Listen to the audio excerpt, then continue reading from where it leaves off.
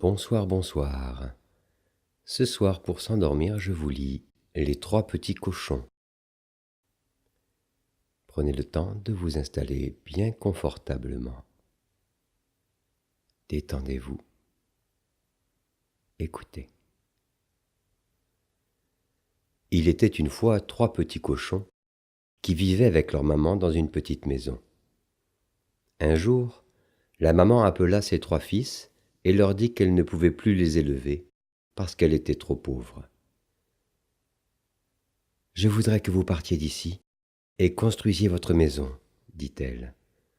Mais prenez garde qu'elle soit bien solide pour que le grand méchant loup ne puisse entrer et vous manger. » La maman embrassa ses trois petits cochons et leur dit au revoir les larmes aux yeux.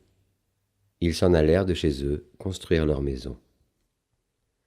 Le premier petit cochon rencontra un homme portant une botte de paille. « Puis-je avoir un peu de paille pour construire ma maison ?» demanda le petit cochon. Et l'homme lui donna de la paille.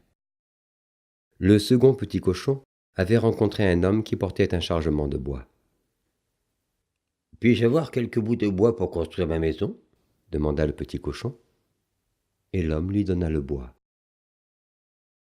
Le troisième petit cochon, lui, avait rencontré un homme chargé de briques. « S'il vous plaît, monsieur, demanda le troisième petit cochon, puis-je avoir quelques briques pour construire ma maison ?» L'homme lui donna assez de briques pour bâtir une grande et solide maison avec une cheminée près de laquelle on pouvait s'asseoir. Les trois petits cochons rentraient joyeusement chez eux quand le loup les aperçut. « Comme ils doivent être tendres, lequel vais-je manger en premier ? Je vais commencer par le petit cochon dans la maison de paille. » Il frappa à la porte. « Petit cochon, gentil petit cochon, je peux entrer ? » ?»« Non, non, par le poil de mon menton. »« Alors, je vais souffler et ta maison s'envolera. » Le loup gonfla ses joues, souffla de toutes ses forces, et la maison de paille s'envola. « Au secours !» cria le premier petit cochon en courant vers la maison de bois de son frère. À peine celui-ci eut-il refermé la porte que le loup frappa. « Petit cochon, gentil petit cochon, je peux entrer ? » ?»« Non, non, par le poil de nos mentons, » répondirent les deux frères. « Alors, je vais souffler, et votre maison s'envolera. » Le loup gonfla les joues, souffla de toutes ses forces, et la maison de bois s'envola.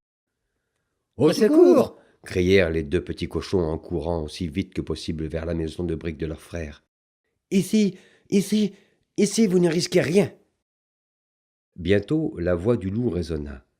« Petit cochon, gentil petit cochon, je peux entrer ? » ?»« Non, non, par le poil de mon menton. »« Alors, vous allez voir, » hurla le loup. « Je vais souffler sur votre maison et je vais la démolir. » Il prit alors sa plus profonde respiration et souffla comme un fou. Mais cette fois-ci, il ne réussit pas à mettre la maison par terre. Il se cogna la tête contre les murs et se blessa. Puis il s'enfuit dans la forêt, hurlant de douleur. Cela rendit le loup fou furieux. Il était si furieux qu'il en devint tout bleu. « Il faut absolument que j'attrape ces cochons, » se disait-il.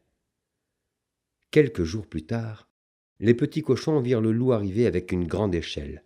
« J'aurais dû y penser plus tôt, » dit-il en l'appuyant contre le mur de la maison pour atteindre la cheminée. Pendant ce temps, le troisième petit cochon, qui était très rusé, alluma un grand feu dans la cheminée et y posa un chaudron rempli d'eau. Quand le loup descendit dans la cheminée, il tomba tout droit dedans.